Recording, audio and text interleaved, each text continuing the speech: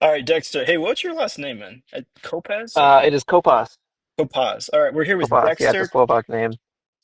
We're here with Dexter Kopas, and we both just did Gravel Worlds Long Voyage.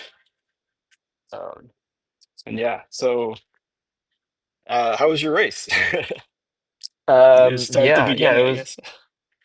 it was started off not so long of a voyage. It started off being delayed a little bit with a storm that was rolling in, so we started under nice stormy skies. It wasn't too hot as it had been in the last couple of days in Lincoln.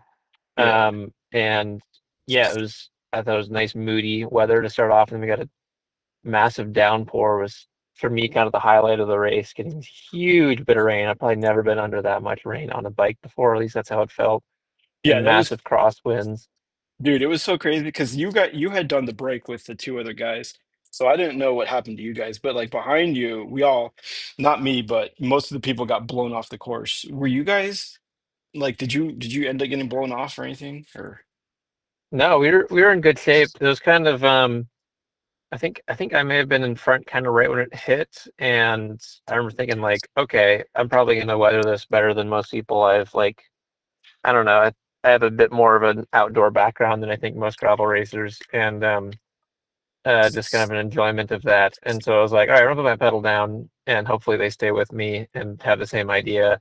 And at first, I think they were a little bit, I think it was maybe two or three I was with, they were a little bit hesitant. And then, um, kind of got the same idea. We were like, yeah, let's push in this moment because other people, might not handle as well. And as you said, yeah, it seems like that was the right idea because some people, yeah, ended up in the ditch.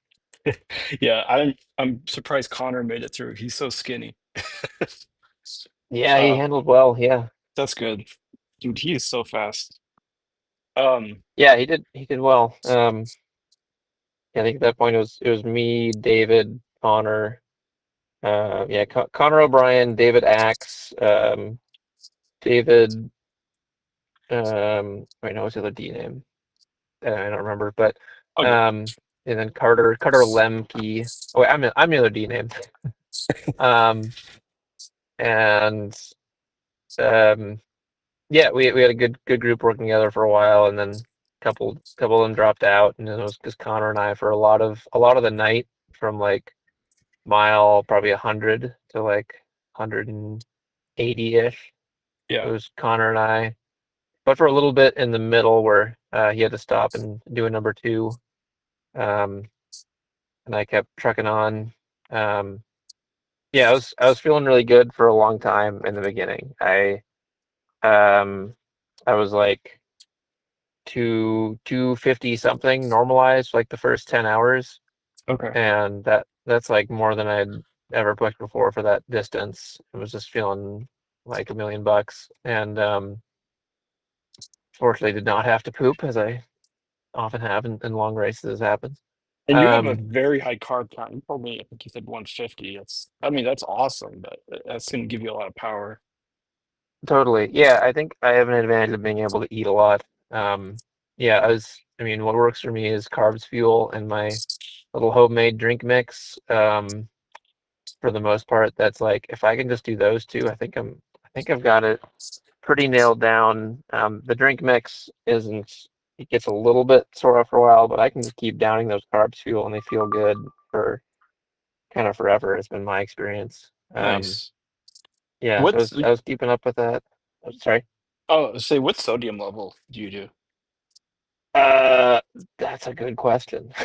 Oh my God. Um, I just like with electrolytes, I'll just get like whatever random stuff I have on hand. What came in this, you know, feed me or the feed uh um like 3 pack. What did I get at this race for free? Oh my God, dude. This I really don't I don't really to me just electrolytes are electrolytes, which is maybe not the way to go about it, but like I for my mix that I make, which is like, maltodextrin and uh Fructose. sucrose, yeah, that one has some just like bulk unflavored electrolyte mix from Amazon that Okay. I put in there. and I don't remember the amount that I put in, but I just kind of estimated based on like what other electrolyte mixes kind of recommend for like what their amount of sodium is, and I just remember like matching it to like, okay, that per hour, let's do about this amount, and I wouldn't do yeah. that to be honest, because a lot of times the big brands will underdose you on sodium because for like a lot of like athletes that are not pushing the limits, they will like they'll get like stomach issues or whatever because like their bodies Mm, aren't used to it, you know? So if they right. underdose the sodium, they can sell more because then they're like people will be like, "Oh, this stuff works really well. It doesn't get me sick." But when really like people are doing like 500 to like 1,000 milligrams of sodium per hour. And like, Oh wow, yeah. interesting. So like, Now that makes sense because yeah. like gels will tell you like take like 40 grams an hour, and I'm like, nope. Yeah.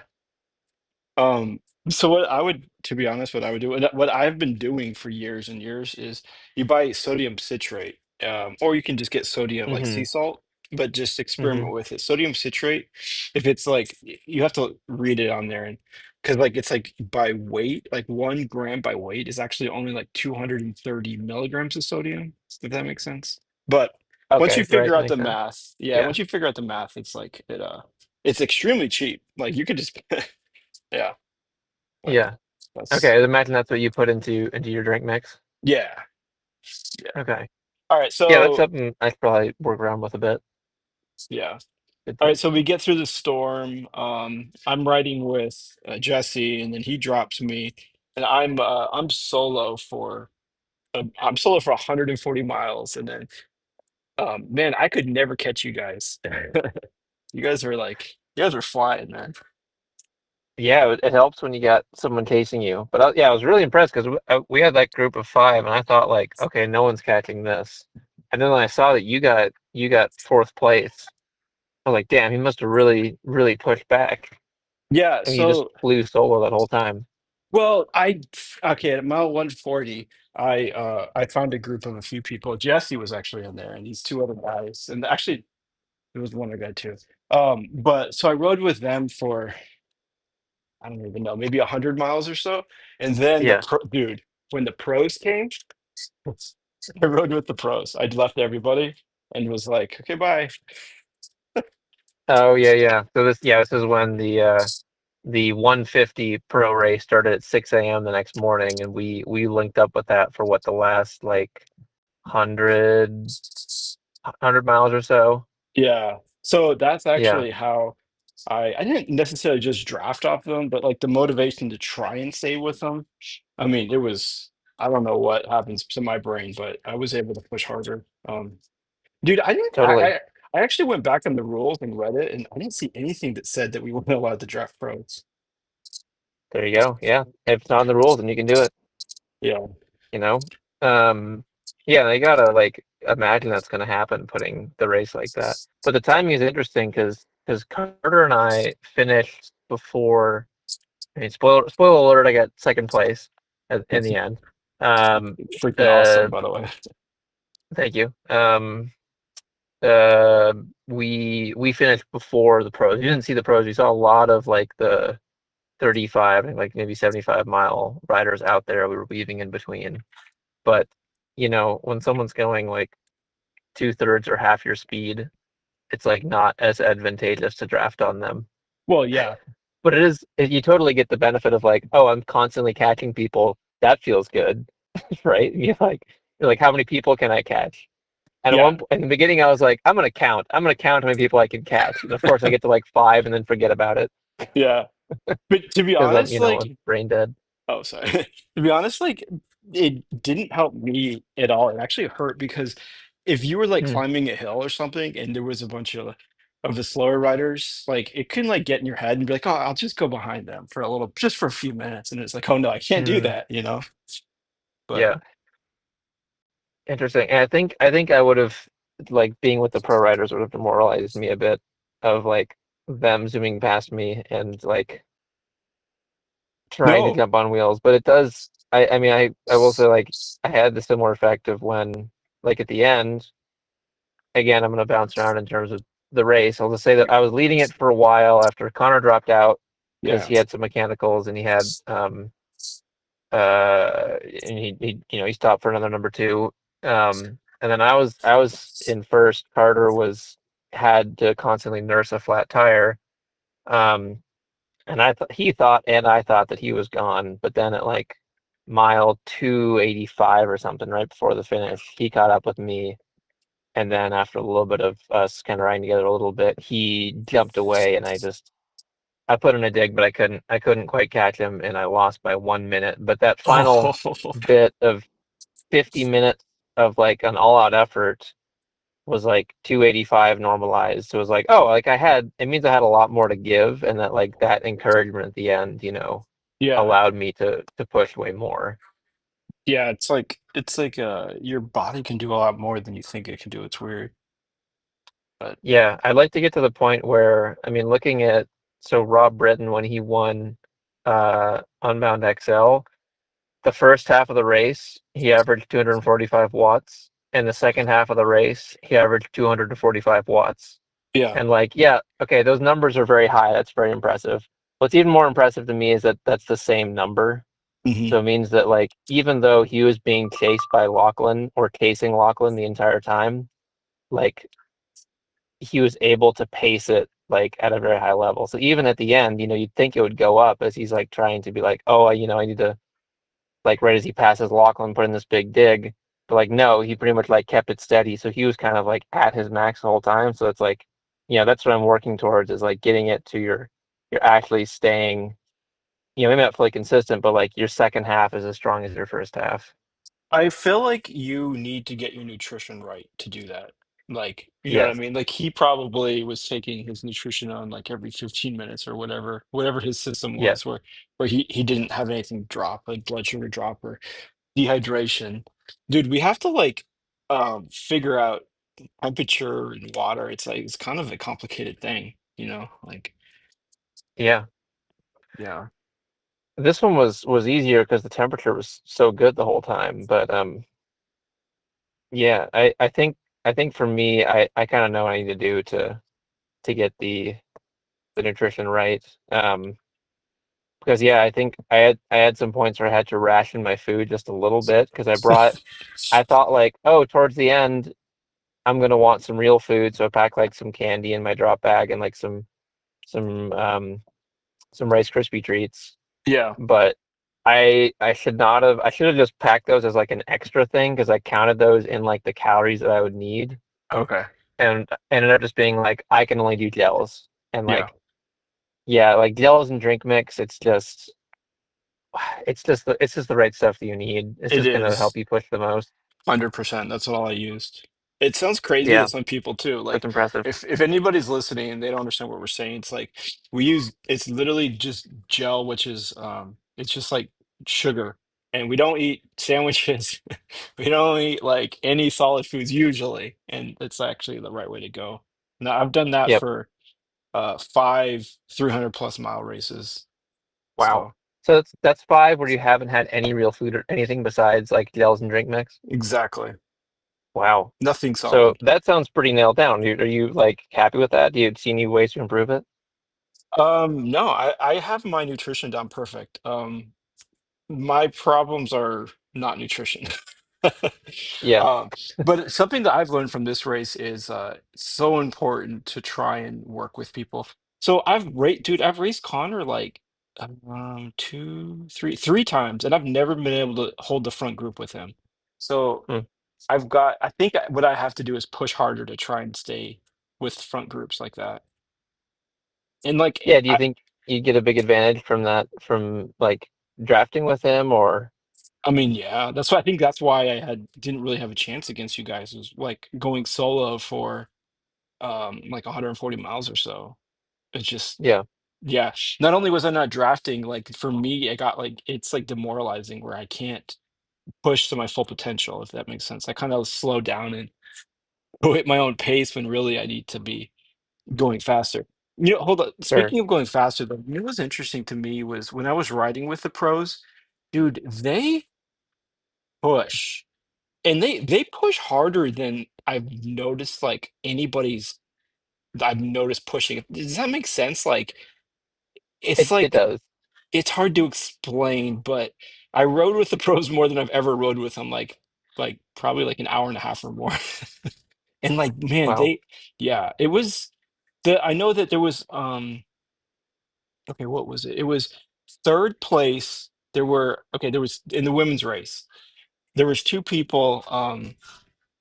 There's two people in first place, and then I mean two like first and second, and then third place was a group of three, and one lady broke away from third, and I was riding with them when she broke away, and she just powered, man. Like, and then I went back and watched it on the highlights, and she was probably like 400 Hmm. watts or something like that, just to get away from them. I don't know, and it was just like inspiring to see like how hard Yeah. these people are pushing, you know. So like the pros are very fast. No, it's not just that they're fast; they try hard. Yeah. Yeah, Yeah, yeah, and I think it can be hard to bring that level of try hard to, 20 plus hours. yeah. Yeah.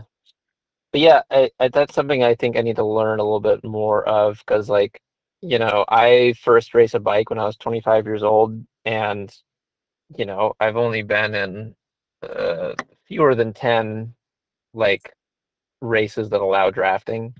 Oh, And really? so yeah, so like I've ridden my bike a ton, but it's mostly solo. Like I'm used to riding by myself and like it's just like different sort of pushing yourself.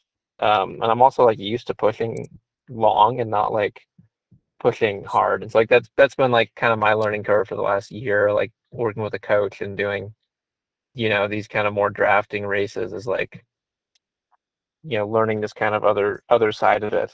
Yeah. Um, So you don't do group rides like at home and draft and stuff? You have limited drafting. I that's no, I do group rides. Oh, okay. I live in Tucson and Tucson has the shootout, which is the like fastest, biggest road group ride in the country.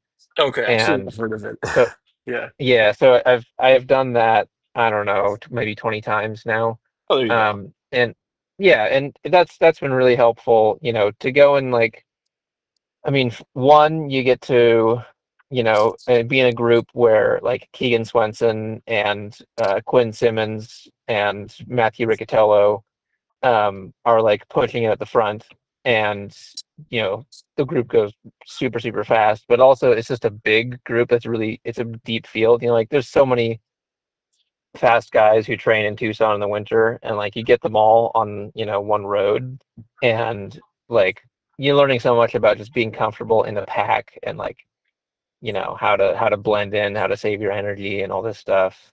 Yeah. Yeah, Man, there's so much strategy into saving your energy, and like for me, it's been a struggle to not go off the front and be stupid. And I even did that. I even did yeah, it on this race. you're doing a little bit in the beginning, and I was like, oh, thank you, Justin. Yeah, but no, it would have been to thank you. It would have been helpful if it was just me, you, and maybe two or three other guys, not the entire field of 52 guys.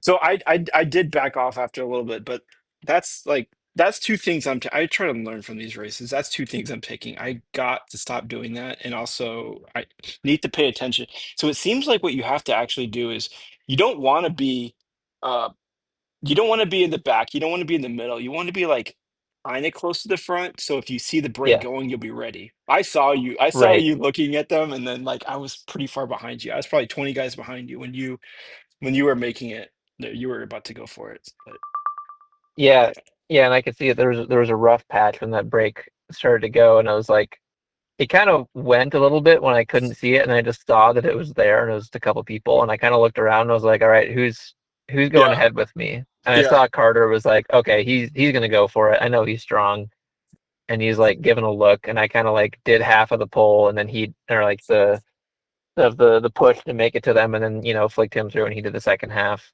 Um, yeah, and it's just yeah, over time, it's just you get a little bit more experience with that. I think that's what's really fun about these events that allow drafting and that are like in between, a gravel race and like a bike packing race. Because I mean, one thing is just there's more tactics you have to think about. Another thing is it's kind of more social. There's just like human interaction to it, which I think is fun. Like it just adds a whole other element, and I think it's another way like to share an experience with other people. Um, and at the end of the day, that's a big part of what makes this worthwhile and fulfilling.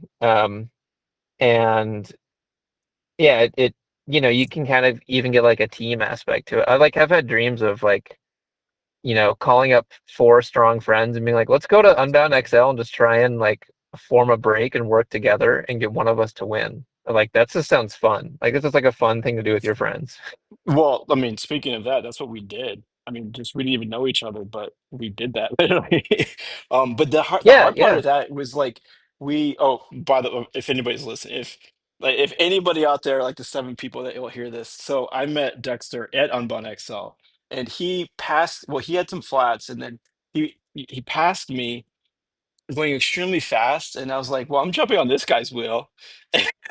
And the rate of speed that you were going when you passed me, I was thinking that you thought that I was just some regular guy that wasn't able to keep up with you. But I was like, "You're not dropping me, dude." But Yeah, I totally.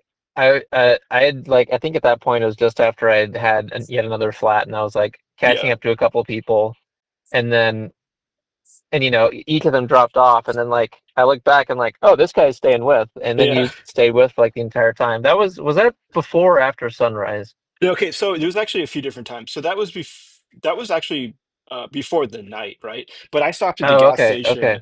Yeah, you didn't drop me then. I stopped at the gas station because I drink a lot of water. And I always have to have water. And then Oh, yes. yeah, Okay, I remember that. I and remember that. Yep, yeah, and then night happened, and I went from 60th place to 30th. I caught you yeah, right at dawn, so you must have been yep, hauling at night because we both passed close to 30 people between when I got water and dawn. Um, yeah. Yeah, I because think we're both around when strong I finishers. around when I caught you, we were I think in 30th, and then dude, I didn't do a lot of pulling, and I still owe you for that. But you and that other guy, man, we went from like 30th to like 19th, 20th, whatever it was, and then you finished like I think like 16th or 17th, something like that. No, yeah, it was 19th. No, I was overall for age group. Oh, Yeah. overall I was 19th. I think I was, yeah, maybe like 16th men or something. Hmm. No, I was Uh, 19th, dude. You were even better than that for so Whatever it it was, it it doesn't was matter. it was not as good as Gravel Worlds the Long Voyage went. But Yeah, yeah, man. you've made it up to me by giving me some of your wonderful homemade drink mix, which I look forward to trying next time I have a ride on the bike that's longer than an hour. Yeah, man. And if you like it, I'm gonna send you some more. We'll talk about it. Heck Um, yeah, what else? What look other forward to races trying do it. you have coming up?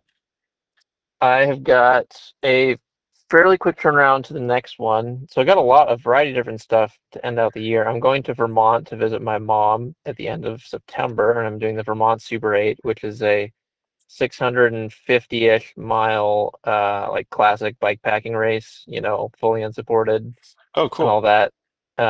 Yeah, it's a Vermont is such amazing riding. I tried this route what was it, 2 years ago? And I was in the lead and then had to drop out because I had Achilles tendonitis. Yeah. So one bike fit later, and I'm going back to try and reclaim my honor in that one and finish it up. And then what is next? I'm gonna go to there's this newly restored bit of single track near Payson, Arizona, which is kind of in the highland part of Arizona. It's a like 60-ish mile long bit of single track that just goes, it's like end to end along kind of the side of a cliff face almost. It's like at the base of the Colorado Plateau. There's just views the entire time and um, really, really beautiful route. I've worked on that trail actually, like doing, maintenance of it for a number of years. And so now that's completed, I want to go and try and claim the FKT on it from end to end. Um, and then in November, I'm doing a local gravel race in Arizona called Borderlands down in Southeast Arizona. It's like a Okay. 90 miler. And then want to end out the season by doing an FKT run on the bikepacking race called the Sauer, the Sonoran Ultra Endurance Ride, which is a event that my friend Henley and I run down in Tucson. We just did our first year of it last year. We have year two coming up in the first Friday of March, I believe it is, of 2026. And I haven't done the whole thing all in one go, and so I want to do that maybe in December to finish Cool. out the year. Yeah, Do you put on an event? That's pretty cool. yeah. Just we've just done it once, and it's just kind of like Tucson needed a bikepacking race. We may change it to be something else in the future. I kind of like the idea of like a bikepacking stage race, and both of us kind of like the idea of like something a little bit more supported. Yeah. Um, but yeah, we'll see where it goes. Um, Send me the info and I'll try and put it on the description for this podcast. Sweet, I'll throw it up there. Hey, Yeah, if you're also, looking for something to do yeah. in when it's cold everywhere else, come and enjoy nice sunny Tucson. But at the same time, it has snowed the 2 years. Like the first year when we pre-rode it, and then when we did the race, it snowed. Oh wow. It was pretty funny. Yeah. What do you have the rest of the year? Oh, well, really quick, did you have a blog? I don't know, somebody when I was sitting next to you, somebody was talking about that. Is, Yeah, it's on Oso.com. They publish my blogs there. I've got a couple up and have a couple cool. more in the works. Cool. Send me like later on, text me the details for that and I'll add it too. Will do. Cool. Yeah, so I have just a few minutes left. I have to go riding at 7. Oh yes. But yeah, so I have Mega Mid South as my next big one, November 1st. And then I got some mountain biking stuff, some Lifetime Series races. It's Austin Radler, Oh, yeah, and then what? I'm trying to think of what else. There's some local stuff, and then I don't think my next big one is till Mid South in March or so. But yeah, okay. And that's the classic Mid South. the classic is in March, and then Mega is in what was it, November 1st, or was it? Or yeah, yeah, November Sweet. 1st, I think is Mega. The triple crown of Great Plains ultra gravel. Yeah. You That'll don't want make to it. do you don't want to do Mega Mid South this year? I'm busy during it. Oh, I've okay. got the other race going on, and I think I need to save money and not fly away to any more races this year. Oh, okay. Did you fly for Yeah, this one or? this one I drove, Yeah. but still, like No, I gotcha. I just need to keep the local things. It's a Next lot. year, yeah, next year I have plans to go to Europe for a few months and do some races out there. So Cool. need to save some money. The Traca or? The Traka is definitely one to look at, or Badlands. I'm looking Oh, at dude, if you do um Badlands, you got to tell me when you sign up for it. I don't even know how to sign up, but you got to tell me. That's a bucket list for me. oh sweet. Okay, yeah, I'll definitely let you know. Actually, Um both of those, Traca and Badlands are. So just let me know Heck yeah. if you get closer Yeah, to. they look awesome. I Yeah. think Traka would fit for me, coming from Tucson. It's like similar terrain and um yeah, a good distance for me. It's a bit longer than like, Unbound XL. It's a bit more like you probably should have a nap at some point kind of distance. Yeah. Um, like little dirt nap kind of thing. Um, I've heard of that. Just never done it. a dirt nap? Yeah. Just lay Oh, down. you've never done a bikepacking race. You've done ultras. Yeah, pretty much. Yeah. Yeah. It becomes bikepacking, I think, when you sleep at some point, Yeah. I'm a or little at least scared of try to. Traca because at Traca they canceled it one year when it rained. I'm like, man, I'll fly all the way to Europe and they'll cancel it. It's like, oh, They canceled it because it rained? yeah. I think last year, dude. I did not know that was why. I wonder if they Yeah. have absolute death mud. uh, That's a bummer. I mean, you still can go and ride around in Yeah, Girona, which probably would not suck, but exactly. But still. yeah. I think what was Yeah. the other one that you were saying? I think it's hard to get into, but definitely it looks, Badlands? yeah. But I didn't know that. Yeah, I haven't looked at it. I need to spend some time looking at calendars. But all the ones that I think would be on the bucket list are Bright Midnight up in Norway, like a race where the sun never sets. I think would be really, really fun. Oh, Um, dude. and Yeah. my friend's going to grad school in Sweden, so Yeah. I'll go and visit him and do that. And then I don't know, other than just, tons of different races out there, but those are kind of the ones that would be top of the list. Well, if you pull the trigger on any of those, just definitely let me know so I might Yeah, join. I will let you know what schedule I end up with. Cool, man. I better let you go. I gotta make a 7 o'clock ride, but thanks for doing the podcast. So I actually called this the Fast on Flats podcast because I wear flats. But Ah, yeah. that's it. Okay. All right, Yeah, I did man. notice that you wear flats. Can I ask why you wear flats? That's a Um, curious choice. yeah, I don't know. I just never switched, dude. So now There's a you're lot stuck of, with it. yeah, exactly. No, yeah, there's some advantages, but when it rains, it's definitely not an advantage because my feet were about 17 pounds with water. Dang. Yeah. No, but Well, hey, you still made fourth place. yeah, man. Sweet. Well, thanks All for having right. me on and enjoy your ride. Hope your legs are getting better soon. And yeah, good luck at Mega Mid South. Thanks. You too. I'll be Have a watching. good one, man. I'll talk to you later, Dexter. Yep. All right. See ya. All right. Bye.